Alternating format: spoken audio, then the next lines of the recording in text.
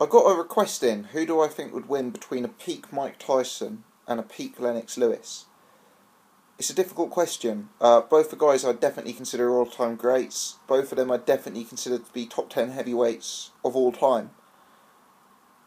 I watched the fight, obviously. I've seen it multiple times when they did actually get it on. But let's be real, that certainly didn't represent a peak Tyson. There can be a debate as to whether that represented a peak Lennox Lewis.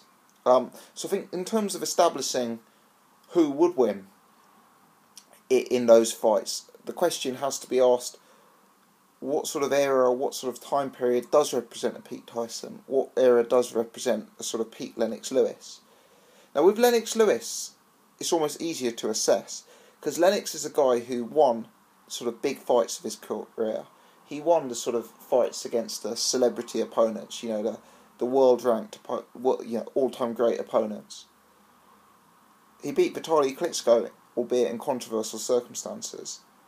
He beat Evander Holyfield, despite a dubious draw first time round. And he beat Mike Tyson. Those are 3 occasions that Lennox Lewis stepped into the ring against all-time great opponents and was successful on each of those occasions. Mike Tyson, a lot of his success came earlier on in his career. For example, the fight that I remember most when I think Mike Tyson is the Michael Spinks fight. That's the sort of image of Mike that kind of sticks with me as a peak Tyson. The difficulty in assessing Mike is because of inactivity, because of behaviour out of the ring, whatever. When it came to the sort of fights that would be remembered by the mainstream public, Tyson Lewis, Tyson Holyfield, he was unsuccessful. He'd already passed his peak. In other words, what I'm trying to say is, in terms of looking at their careers, Lennox Lewis won his biggest fights, whereas Mike Tyson didn't. And because of that, I'm going to say a peak Tyson was much earlier on in his career than Lennox Lewis, when he was a much younger man, when he was knocking out guys like Michael Spinks inside, a few minutes. Lennox Lewis, in my eyes, matured slightly later. Peak Lennox Lewis was more towards the end of his career. Now, it's questionable how useful a piece of evidence the first fight, the fight between the two guys actually was. We're at a point where Mike Tyson was towards the end of his career. He was losing fights to the likes of Danny Williams, losing to the likes of Kevin McBride. He was really losing fights to guys who possibly weren't even fit to be sparring partners with Mike Tyson. So the question is that relevant form at all in discussing a peak Tyson versus a peak Lewis? Because Tyson was so bad towards the end of his career, is it even worth analysing that?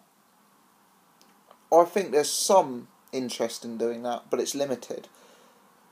I found it interesting that Tyson, who clearly wasn't in the best shape of his career, was still able to take the first round against Lennox Lewis.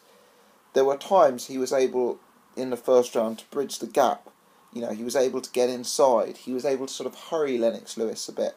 And I think that's very, very relevant, because this was a Tyson without the advanced speed, without the advanced footwork he showed earlier on in his career. So even a slightly older Tyson, who was slightly less dynamic, was able to hurry Lewis early on in that fight, which I do think is something worth noting down. I also think that despite the absolute beating Tyson took in that fight, he showed a pretty excellent chin. He got through to round 8. The amount of beautiful uppercuts, straight, punches he took as well. He showed he had a pretty much an iron chin on that night. Lennox Lewis, we know, is a big puncher. We know he can take people out. Tyson took a huge amount of shots and was able to carry on much later in the fight than the majority of other opponents would have been able to. So I think there was some, despite the fact that Lennox won that fight, it was very, very one-sided. Some credit still deserves to go for Mike Tyson, who was way past his best, who was out of shape. He was able to hurry Lewis. He gave us an indication that younger Tyson would have been able to get inside on Lewis. He showed great heart, great chin, etc. Now, the way I look at it is this is a classic question of, you've got Lennox Lewis, the tall outside fighter, throws a jab, throws a long uppercut, throws a long straight punch. versus Mike Tyson, the smaller, probably physically stronger guy who's going to get inside, who's going to try and work the body, who's going to try and throw furious combinations, and who's going to try to get the job done. Now, I have reason to believe that a peak Tyson would have been able to get inside on Lennox Lewis. I think even though the fight they did have was very limited as a sort of piece of form, there was enough evidence that Mike Tyson had the understanding and had the knowledge of how to get inside of Lennox Lewis. It's just towards the later rounds his body started failing him and he became a sitting duck. If we look at the Michael Spinks fight, and I know Spinks is a much lesser fighter than Lennox Lewis, I know Spinks was a smaller man than Lennox Lewis, but we shouldn't forget he was still a much rangier, bigger man than Mike Tyson. Tyson was able to manoeuvre himself with footwork to get inside pretty easily.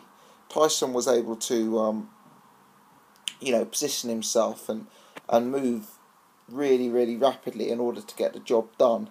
And we saw Tyson, once he was able to bridge that gap, once he was able to get inside, he was able to close the show really, really quickly. Spinks was a guy who had never lost before, let alone been stopped, and Mike Tyson was able to take him out so quickly, so efficiently, with furious combinations, with amazing power.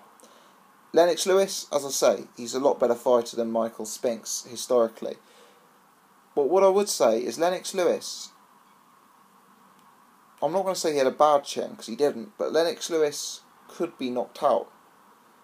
Everyone knows the Oliver McCall fight. Everyone knows the Hasim Rahman fight. There were times where Lennox Lewis could be hit, and it was possible to end a fight against Lennox Lewis with one punch. I question whether Lennox Lewis could have gone 12 rounds or 15 rounds, whatever it would have been back then, against the Mike Tyson that sewed up against Spinks.